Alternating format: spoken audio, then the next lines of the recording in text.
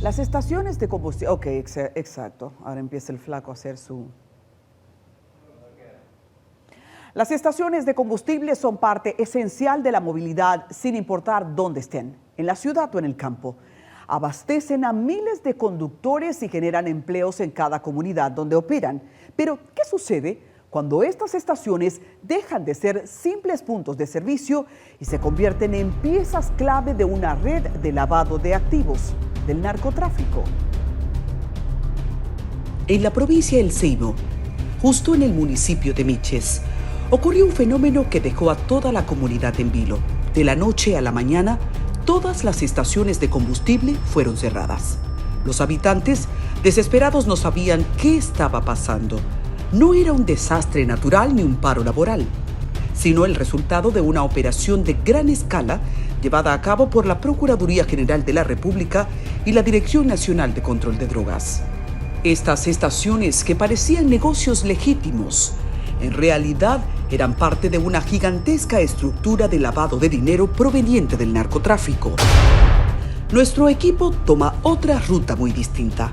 Vamos camino al Cibao, donde otras estaciones son testigos mudos del poder del crimen organizado y la lucha del Estado por recuperar los bienes ilícitos.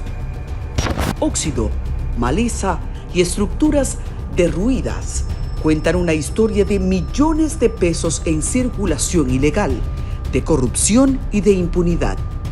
En nuestro recorrido llegamos a Moca, municipio de la provincia de Espaillat.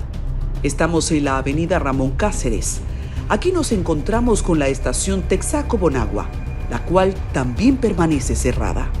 Desclasificado también tuvo acceso exclusivo a esta estación de combustible ubicada en San Francisco de Macorís, en la avenida Frank Grullón, esquina Manolo Tavares.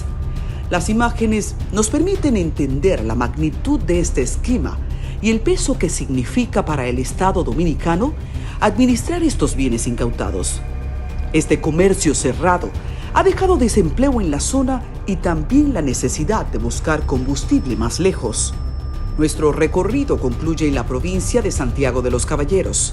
Aquí nos encontramos con la estación de combustible Quinigua, ubicada en la avenida Joaquín Balaguer, kilómetro 1,5. Las imágenes reflejan el estado actual de la empresa, cuyo proceso aún sigue pendiente. Un día cualquiera, cientos de conductores de la zona intentaron comprar combustible, pero encontraron una sorpresa. Los dispensadores estaban apagados y las estaciones clausuradas. No había explicaciones oficiales en el momento, solo rumores. Los trabajadores de la estación tampoco tenían respuesta. Simplemente, sus fuentes de ingreso habían desaparecido. Desde fuera se veían como empresas comunes, pero puertas dentro la realidad era otra, muy distinta. Varias estaciones de combustible, algunas más modernas que otras, unas más grandes y otras más modestas, pero todas tenían algo en común. Habían sido creadas con una sola misión: el lavado de activos. La razón fue revelada poco después. Esas estaciones de combustible no eran solo puntos de venta de gasolina, sino que formaban parte de un engranaje criminal que movía millones de pesos en dinero sucio. A través de estas estaciones, el narcotráfico había logrado insertar en la economía dominicana miles de millones de pesos sin levantar sospechas. El Estado dominicano, tras desmantelar la red criminal, se encontró con un problema inesperado. ¿Qué hacer con estos bienes incautados? ¿Cómo manejarlos sin que se conviertan en fracasos financieros? Todo el tema de los bienes incautados ha generado dolor de cabeza, no solamente a las autoridades, sino también a la población que ve que estos bienes, que son fruto de actividades ilícitas, son manejados a veces inclusive de manera inadecuada. A mí me consta que las autoridades están haciendo un gran esfuerzo, hacen de tripas corazón prácticamente, porque la verdad es que los recursos de la Procuraduría General de la República, que nunca reclama, que nunca denuncia ese hecho, son muy limitados. Y es la razón por la que vemos que inclusive los casos penales no avanzan, inclusive mucho más bienes que pudieran ser incautados no son incautados porque requiere evidentemente la intervención de un juez. El Instituto Nacional de Custodia y Administración de Bienes Incautados y Decomisados, Incavide, tiene en su poder bienes incautados en casos de narcotráfico, corrupción y crimen organizado. Entre ellos, no solo hay estaciones de combustible, También apartamentos de lujo, vehículos de alta gama, aeronaves, dinero en efectivo y cuentas bancarias congeladas. Esto nos lleva a una discusión inclusive mucho más rica, que es el tema de la incautación de bienes producto de actividades ilícitas. Y aquí juega un papel muy importante la llamada Ley de Extinción de Dominio. La Ley de Extinción de Dominio es un proceso civil diseñado para despojar de forma definitiva a personas y organizaciones de bienes adquiridos mediante operaciones ilícitas.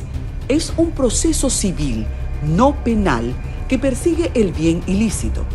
La comunidad jurídica critica las limitaciones que hacen que esta ley sea débil en su efectividad. Entre ello, la aplicación no retroactiva y que la ley lo convirtió en un proceso judicial complejo y lento, con lagunas legales. No estamos hablando de evasión de impuestos, no estamos hablando de declarar bienes, estamos hablando de no poder justificar de dónde sale ese bien. En ese caso, se somete a esa persona a un proceso de extinción de dominio. Los implicados en la estructura del crimen organizado, que la Operación Falcón identificó y desarticuló, enfrentan cargos por delito de lavado de activos provenientes del narcotráfico, patrocinio del narcotráfico, usurpación de identidad, tráfico de armas de fuego, entre otros ilícitos que, disfrazados como actividades comerciales legales, movilizaban miles de millones de pesos. Entonces, ¿qué hace la Ley de Extinción de Dominio? Exime, le da una dispensa al Estado de tener que someter a esa persona al proceso penal, obviamente sabiendo lo difícil que es la ruptura de la presunción de inocencia, pero además también todo el dinero que tienen para pagar a los mejores abogados, y no lo somete a un proceso penal a la persona, sino a sus bienes. Sin embargo, la aspiración a que los millonarios por actividades delictivas les sean incautadas sus riquezas no convence en el marco de la reciente ley, que parece ropa a la medida para grupos interesados. Pero en nuestra ley, en el artículo 5, de manera deliberada, en el artículo 5, número 1, se dice que hay dos bases para la extinción de dominio. Primero, la ausencia de buena fe. Eso está en todas las legislaciones latinoamericanas. Y segundo, la existencia de un hecho ilícito que debe ser probado por el Ministerio Público. Entonces, ¿qué hizo el legislador? Convirtió el juicio de extinción de dominio, que es un juicio sobre un bien, lo convirtió en un juicio penal. Entonces, no podrá. Por eso que nosotros no hemos visto ni un solo caso. Es una ley que tiene 3 años ya. Nosotros no hemos podido ver un solo caso, ni veremos un caso de extinción de dominio. Plantea el fracaso de la ley en los hechos. Los hasta ahora bienes decomisados e incautados representan un dilema para el Estado. Su mantenimiento genera costos millonarios, pero su venta o reutilización también debe cumplir con un proceso legal estricto. ¿Cómo garantizar que sean resguardados? Estamos tratando de que sea autosustentable el pago de los mantenimientos de los inmuebles, de la manera que se alquilen esos inmuebles, se puedan arrendar temporalmente o a largo plazo, para que puedan producir el dinero para el pago de los mantenimientos y también para la conservación en muchos casos de los mismos.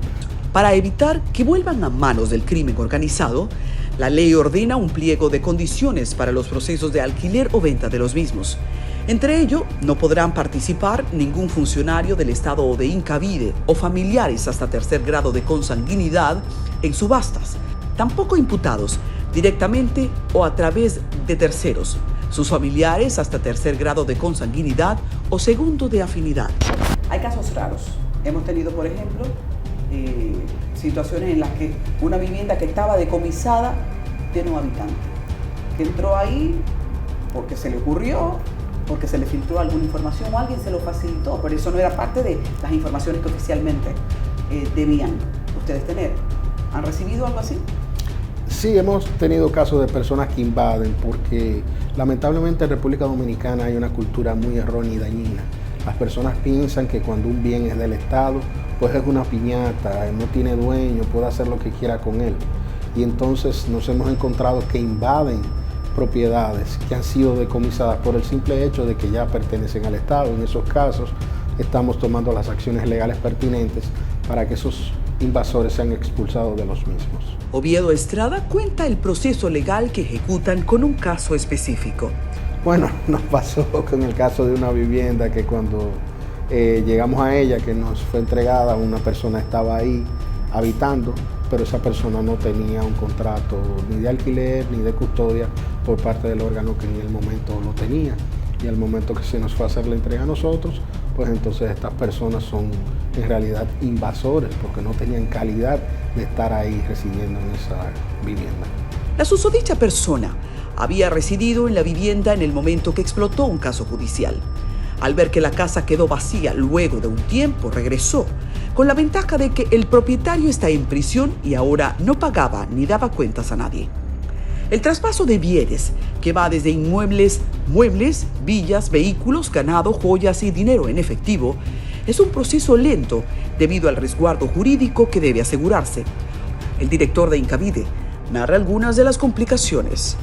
Que ese inmueble sea verdaderamente el que fue objeto de la sentencia. Hay un caso, por ejemplo, de un inmueble que tuvo en la sentencia un error, porque cuando se hizo el acuerdo y se llevó al tribunal, pues cuando se hizo mecanográficamente la transcripción, hay unos números de menos y eso te cambia a ti lo que es la parcela. E inmediatamente, desde el punto de vista inmobiliario, no existe ahí una coherencia entre ambos y entonces ya eso te trae un error que te atrasa como quiera un trabajo. Eso es un caso que tenemos. Estos errores burocráticos no solo retrasan la redistribución de bienes, sino que también impiden que el Estado pueda recuperar parte de los recursos incautados. En el caso de cuando son proyectos, existen animales movientes, tú tienes que contar los animales, ver que esos animales sean de esa raza, saber la cantidad de animales que se están recibiendo. En el caso de cuando son comercios, si existe en realidad ese inventario ahí, tienes que pasarlo uno a uno, contarlo. La ley establece que los recursos deben ser depositados en el Banco de Reservas en certificados de depósitos. En caso de que la sentencia ordene devolución, el propietario recibirá el monto original más intereses. Incavide no cuenta con presupuestos para gastos de conservación de estos bienes, sino que la ley le otorga facultad de alquilar, vender, ceder a instituciones públicas por tiempo limitado o definitivo bienes que requieran mantenimiento. El gobierno central, por medio del Ministerio de Hacienda, deberá informar cada 6 meses al público, a través de sus portales institucionales, el uso detallado que se ha dado a los fondos recibidos en el marco de esta ley. La nueva ley está clara, o sea, para tú poder ocupar un inmueble, tú tienes que tener un contrato con el Incavide, que es el ente autorizado y el único ente del Estado que está autorizado para poder otorgar inmuebles, ya sea para custodia o ya sea para alquiler. Incavide ha hecho recientes acuerdos con la Tesorería Nacional, la Refinería Dominicana de Petróleo y la Comisión Permanente de Titulación de Terrenos del Estado, entre otras instituciones, para garantizar colaboración y un manejo fluido de los bienes incautados, decomisados y producto de extinción de dominio. Nosotros tenemos un plan que en un plazo de 3 a 4 meses podamos ya tener todos los inmuebles en manos del Incavide, tanto los que son inmuebles decomisados como inmuebles bajo custodia. Y también estamos dentro de los primeros 6 meses planteando lo que va a ser una subasta para que esos bienes decomisados, dentro de los cuales hay vehículos de motor, apartamentos, solares, fincas, prendas, puedan ser vendidos al público y cualquier ciudadano que no esté impedido por la ley pueda participar en las subastas y adquirirlos. ¿Quiénes son los nombres detrás de estas estaciones de combustible? El nombre de Eric Rantiel Mosquea Polanco, alias Sony 7, Chiquito o El Hombre, se convirtió en sinónimo de poder y riqueza ilícita. Capturado en Colombia, Mosquea Polanco acumuló alrededor de $166 millones en lavado de activos provenientes del narcotráfico. Las autoridades determinaron que la red traficaba 2.500 kilos de cocaína a la semana y que en total logró lavar más de 10.000 millones de pesos. Pero Mosquea Polanco no actuaba solo. La acusación criminal arrastra a 70 personas físicas y jurídicas. Su red tenía un brazo político y financiero que trascendía el mundo del narcotráfico. La Operación Falcón reveló que estos criminales no solo se enriquecían con el dinero del narcotráfico, sino que también lo utilizaban para patrocinar campañas políticas, comprando influencias y protección.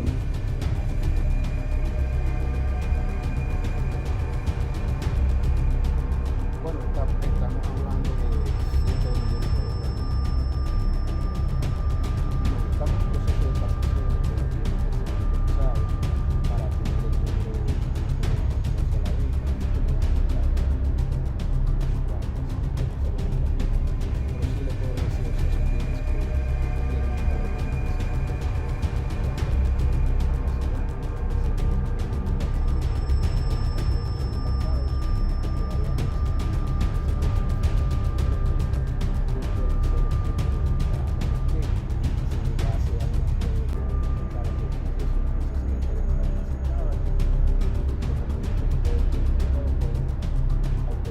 Bueno, estamos hablando de cientos de millones de dólares. Incavide se encuentra en proceso de tasación de los bienes para determinar el valor real de todo este inventario. Si la Operación Falcón destapó la conexión entre el narcotráfico y las estaciones de combustible, la Operación Calamar sacó a la luz el esquema de corrupción más grande de los últimos años en República Dominicana. El Ministerio Público involucra desde el exministro de Hacienda, Donald Guerrero, hasta famosos empresarios. Al regreso, nuestro equipo recorre en exclusiva una de las lujosas villas en Casa de Campo incautadas, resultado del caso Calamar.